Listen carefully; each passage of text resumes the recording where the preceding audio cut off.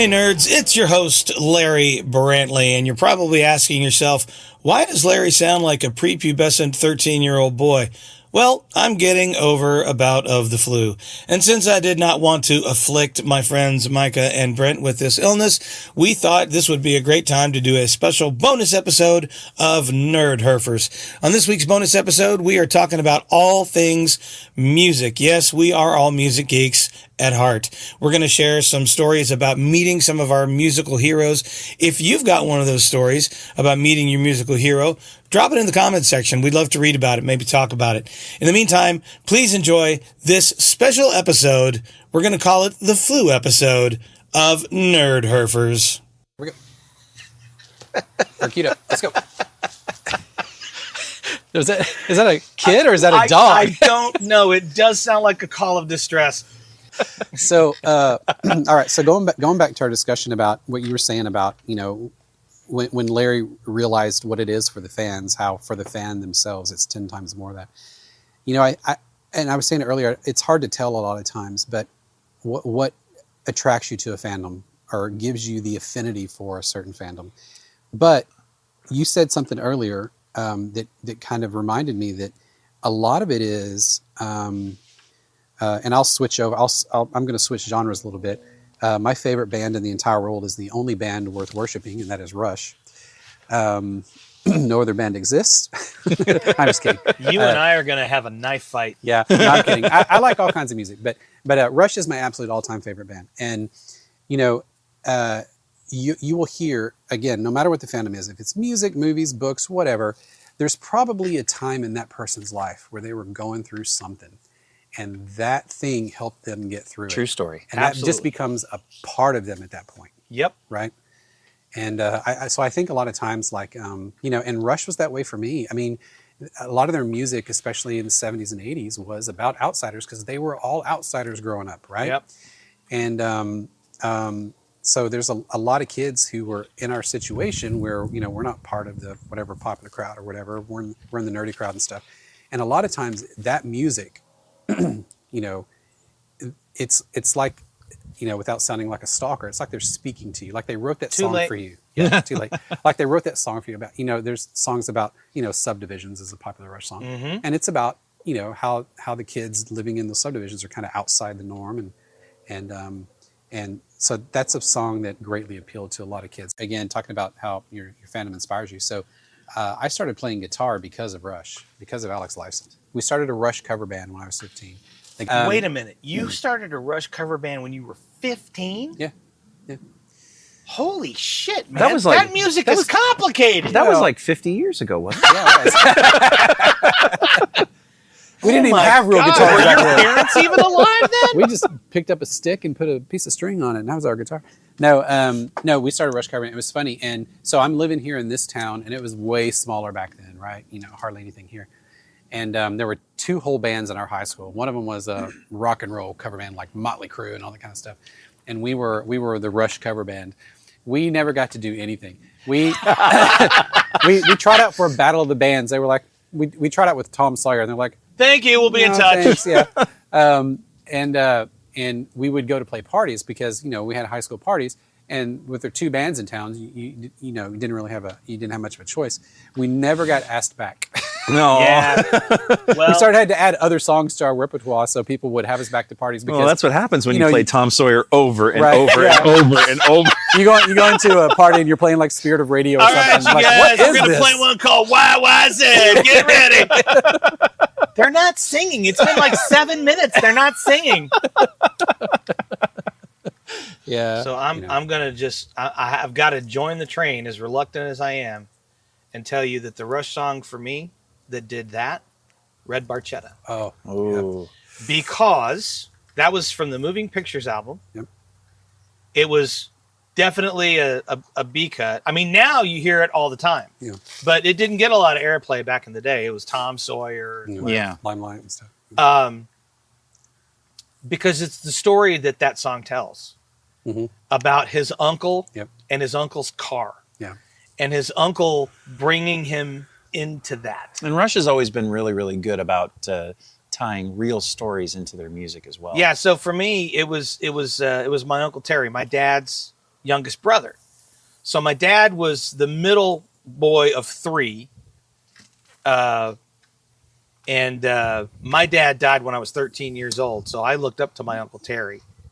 And we're in years, we're actually not that far apart. But I remember we would go to Crossett, Arkansas to visit my grandmother, my dad's mom, and my Uncle Terry. And it was this little mill town. It stank. There was nothing to do. But my Uncle Terry had the Chevy Vega. And it was completely tricked out. He had a great sound system with an 8-track. Yes. And my Uncle Terry introduced me to rock and roll. He introduced me to Bob Seger and the Silver Bullet Band, Aerosmith, Boston, like all the classic rock bands you hear today. Yeah. Like I first learned about them. I already was listening to the Beatles and stuff on the radio, but he got me deep into rock and roll. And he always treated me not like I was his punk nephew, but like I was just another guy that was going cruising through Crossett with him in his Chevy Vega on a Saturday night. He had an opportunity to educate you. And then years later, when I discovered moving pictures, not years later, actually, it was years later. 1980. And the first time I heard Red Barchetta, that immediately took me back to cruising with my Uncle Terry in his Chevy Vega. And I was like, holy shit, I guess I'm a Rush fan now. Yeah. Well, and I have been ever since. Yeah. I knew I liked you for some reason. It's because it's got its action, dude. It's got its action. I've got a funny story about Russian fandom. So I've never met Alex Lifeson, who's my absolute guitar hero of all time. I never got a chance to meet Neil Peart because he didn't meet the fans. Well, in the early days he did, but later on he didn't. But one time my wife and I were down in Fredericksburg doing a wine country thing, and I saw that Geddy Lee was coming through to promote his book. He was on his book tour for his big, beautiful book of bass, right? I'm like... And he was going to be in Fredericksburg? No, Austin. Okay. And I'm like, we have to go. We're taking a side trip. We're going to do this. And so I got the tickets. I put on, my old Rush shirts from the 80s that made me look like I was wearing a belly, crop top? Crop top belly shirt. Stood in line for hours, went to meet him, had all these things in my head I was going to say. Thank you so much. Because you only get a few minutes. It's kind of like doing pictures at cons, right? Yeah. Yeah. So I was just like, I was just going to tell him about, you were my, you got me through my teenage years, blah, blah, blah. Thank you so much for music, stuff I'm sure he's heard 1,000 times and all that. And then I had a couple jokes I was going to tell him, and stuff, because he's into baseball and he's got some dogs called the Wassermans. People say hi to the Wassermans for me, right?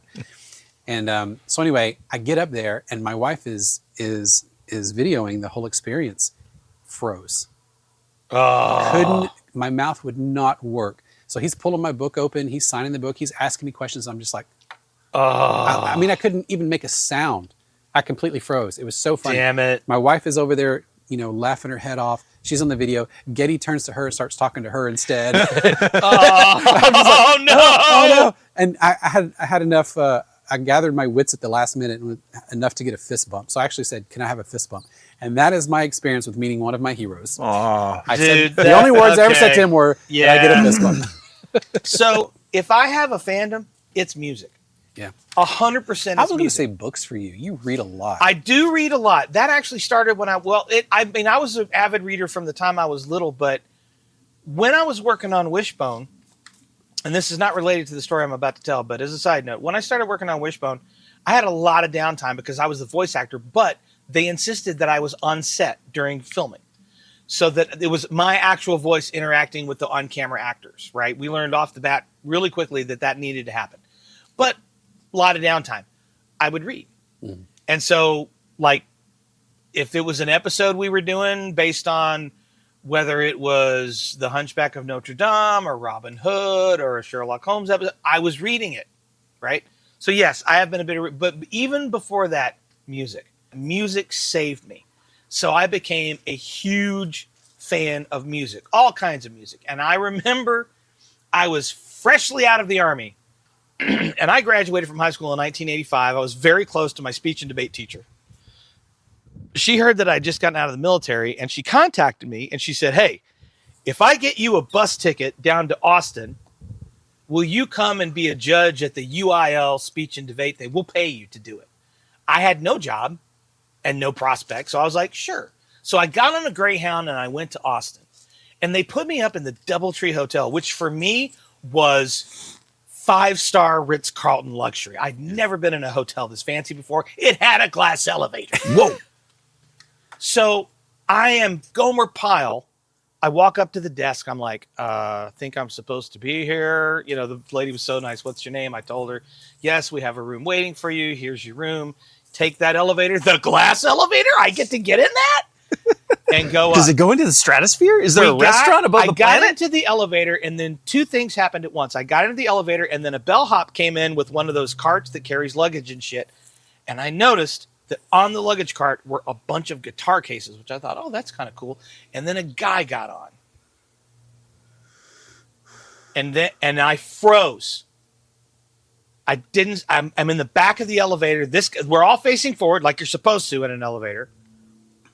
And we start going up, and the elevator got stuck between floors.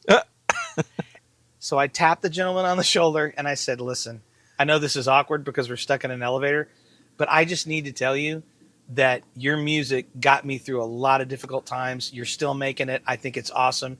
I am a fan, and I'm not going to gush too much more, but just to say, I just want to say thank you. And he turned around and looked at me. He goes, well, I appreciate that, man. Are you from around here? And I said, I'm a Texas boy. He goes, me too. I was like, yeah, I know. It was Stevie Ray Vaughan. Oh my gosh. Wow. No! I got stuck in an elevator with Stevie Ray Vaughan.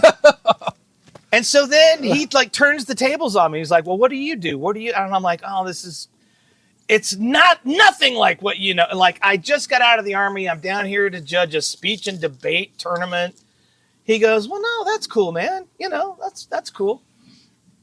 And I said, are you playing tonight in town? He goes, yeah, I'm doing a concert. And he goes, my brother's band is opening. Well, that's the Fabulous Thunderbirds. Right. With Jimmy Vaughn and Kim Wilson and all those guys. And he goes, you think you can make it? And I was like, I don't know. So and then the elevator started working again. I said, well, thanks for taking the time to talk to me. He goes, he shook my hand. Awesome. He goes, it was a pleasure. So he went off, and I'm like, this is before social media. This is before any. I think what I did was I ran to my room, and I figured out what room my speech coach was in, and I was like, I just got stuck in an elevator with Stevie Ray Vaughan. And God help her, she went, who? Oh no! And I was like, never mind. Click.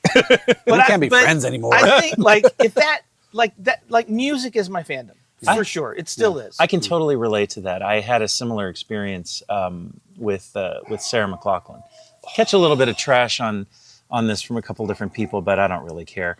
Sarah McLachlan, as she had released albums, the themes of her albums started to parallel things that were going on in my life at the time.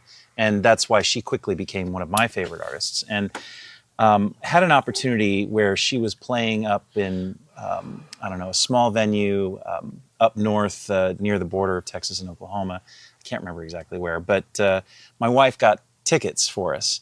And we ended up going into this venue. We were like six rows back, and we had an opportunity to move even further forward to about third row.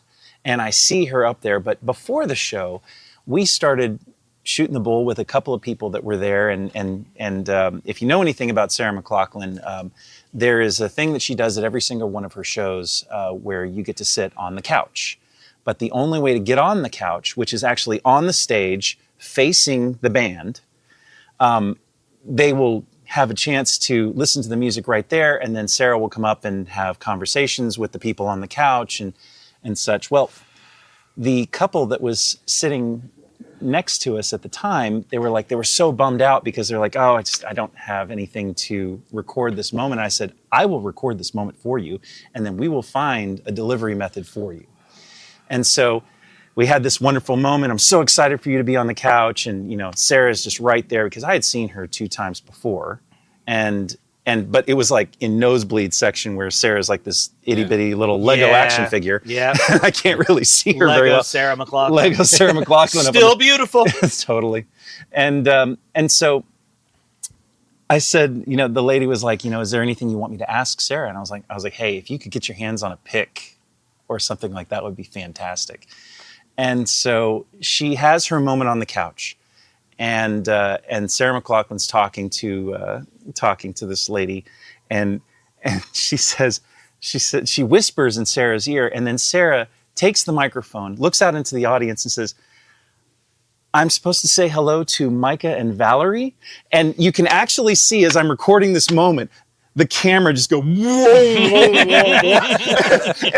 I'm sitting here hyperventilating as quietly as I can so I don't ruin the video that I'm taking for this lady. And we still keep in contact to this day. Super, super nice people, but had that moment and I got the pick. Yeah. And Nice. I put it in my collection and I just it was just a magical moment. I have a guitar pick story, and then we can wrap this thing up. But I have to tell the story, and I'm going to do a shout out. I don't know if he listens to this. But I'm going to do a shout out to a good friend of mine who lives right here in your town, which I'm not going to name because I don't want people to start stalking you because we're going to become famous. Well, obviously, I have a friend. I have a friend named Brian Bentley. Now, Brian and I do the same thing. We're both actors.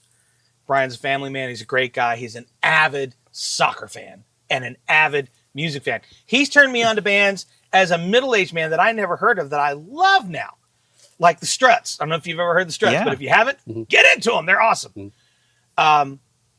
This was a few years ago. So Brian used to have a side gig at the stadium where FC Dallas plays, the MLS club, the Major League Soccer club, FC Dallas, and he was their scorekeeper. I don't know if he's still doing this, but we met up for lunch one day, and he goes, "Hey, I know you're a big music fan." I'm like, "I am," and he said, "Well, a funny thing happened." He goes, I think it was every Friday, before the players arrive, all the staff gets teams together and they do like a scrimmage match, right? And then he goes, well, this particular Friday, there was a band coming to town and in concert, and one of the guys in the band is a huge soccer player, loves to play soccer, and he asked if he could bring himself and some of his crew to the scrimmage. And so, of course, they said yes. So Brian's like, I'm out there playing soccer and this and that, and then it ends and it's all fun and games. And he goes, and I went up to the guy and I said, hey, because the musician had already given out lots of stuff to the staff. And he goes, I have a buddy. And this was what sealed it for me, because this particular musician was also a big fan of my favorite English Premier Soccer club, which is called Arsenal. Mm-hmm. I'm a huge Arsenal fan. That's a different story. He goes, my buddy's a huge Arsenal fan and a huge fan of your band. He goes, guy didn't even hesitate. He pulled out a pick. And on one side of the pick was the Arsenal cannon. That's their logo. Yeah. And on the other side of the pick was the band's logo, FF. It was the Foo Fighters. Oh, cool. And it was Chris Shiflett, the lead guitarist. Nice. For the Foo Oh, wow. Fighters. By the way, So I I just gotta never- tell you, I'm totally digging on your build-ups. Like Yeah. you have this story, and it's just like it ramps up, and I'm sitting here on the edge of my seat It's going, a- "Who I was so it? thought Who was he was it?" going to say it was Stevie Ray Vaughan. Yeah. Come back from the dead. God bless him.